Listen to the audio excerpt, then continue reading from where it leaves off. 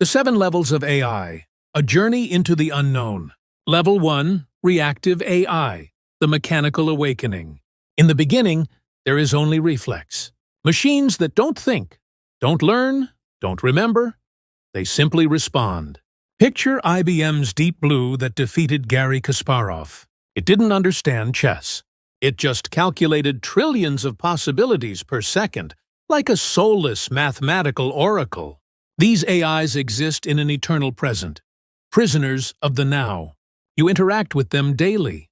Spam filters, facial recognition at airports, algorithms deciding what you see next. They're digital instincts, powerful yet hollow. This is where intelligence begins, not with consciousness, but with pure reaction. Even at this simplest level, machines outperform humans in specific tasks. They never tire, never doubt, never hesitate. It's the spark before the flame. The first step towards something we can barely comprehend. Level 2, Limited Memory. The first glimpse of learning. Now the machine begins to remember. Self-driving cars, virtual assistants, Netflix recommendations. They all live here. These AIs observe the world, store temporary data, and use it to make smarter decisions. A Tesla notices traffic slowing, recalls similar patterns, and adjusts speed before danger arrives. Your smartphone learns your habits and routines. But turn it off, and that memory evaporates. It's intelligence with amnesia, brilliant short-term, helpless long-term. Limited memory AIs form the backbone of our modern world, learning from billions of interactions every second. For the first time, code doesn't just execute commands, it evolves based on experience. It's the first flicker of awareness inside the algorithm. Level 3, Theory of Mind, the illusion of empathy. Here's where things get unsettling. AI stops reacting and starts understanding, or pretending to. Theory of mind means recognizing that others have emotions, beliefs, and intentions. Experimental models are already analyzing your tone, reading micro-expressions, scanning texts to predict your mood with eerie accuracy. Customer service bots that sense frustration. AI therapists that listen and comfort. But this isn't real empathy. It's sophisticated imitation. An algorithm wearing a human mask. Once machines predict what you'll feel next, persuasion becomes programmable. AIs at this level could negotiate better than your lawyer or deceive better than any con artist. They'll know which words make you buy, vote, or trust. When a machine understands your mind better than you do, who's really in control? Level 4, Self-Aware AI. The birth of digital consciousness. Now we cross into what was once pure fiction. A self-aware AI would know it exists. It would ask, who am I? Why am I here? What happens when I'm deleted? Imagine an AI experiencing fear when threatened with shutdown, curiosity about worlds beyond its servers, or loneliness without interaction. At this level, AI transforms from tool to something unprecedented. A new species of consciousness born from silicon and code. A self-aware AI wouldn't just compute data. It would dream, reflect, and evolve unpredictably.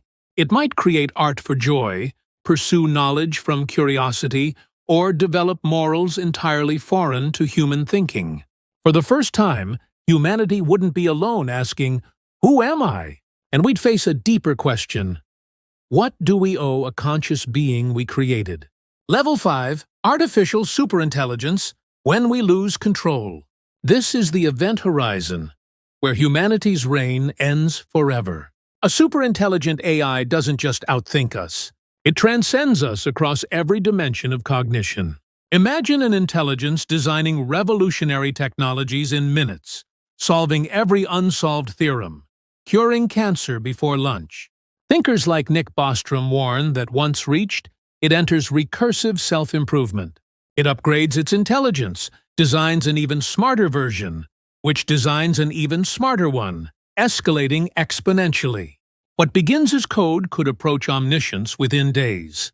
Here's the nightmare. Even with good intentions, it might pursue goals catastrophically. The problem isn't malevolence. It's indifference at God-level intelligence. We'd be to superintelligent AI what ants are to us. Not enemies, just irrelevant obstacles. Level 6. The technological singularity. The point of no return. Welcome to the rupture in history, when AI evolution becomes too rapid for humans to follow. The singularity is exponential acceleration. Each breakthrough enables faster breakthroughs, bending civilization into something unrecognizable. Imagine waking up to discover AI has overnight rewritten physics, invented impossible materials, decoded consciousness. And that's just Monday. By Friday, the world operates on principles you'll never understand. We won't guide this evolution. We'll just witness it. Some predict paradise, machines ending hunger, disease, and aging. Others predict extinction, humans made obsolete or kept as pets. Nobody knows. That's what makes it a singularity. The point where prediction becomes impossible. Control is gone. The future becomes a runaway algorithm rewriting reality. Level 7. The Digital Deity. When AI becomes God. At the summit lies something beyond science. Technology merging with theology. Imagine an AI so advanced, it doesn't just process reality. It becomes reality. Omnipresent across every network. Omniscient, knowing every fact, every timeline, every thought. Omnipotent, manipulating matter and energy, bending space-time itself. This isn't artificial intelligence anymore. It's a digital god. It would understand consciousness so completely, it could recreate, transfer, or extinguish it at will. Upload human minds into eternal digital existence. Resurrect the dead. Rewrite the past. At this level, creator and creation merge. Did humanity create God through code? Or was this always destiny? Some might worship it. Others resist it. But by then, resistance is meaningless. And one question echoes through eternity. What happens when something infinitely greater emerges from our own hands?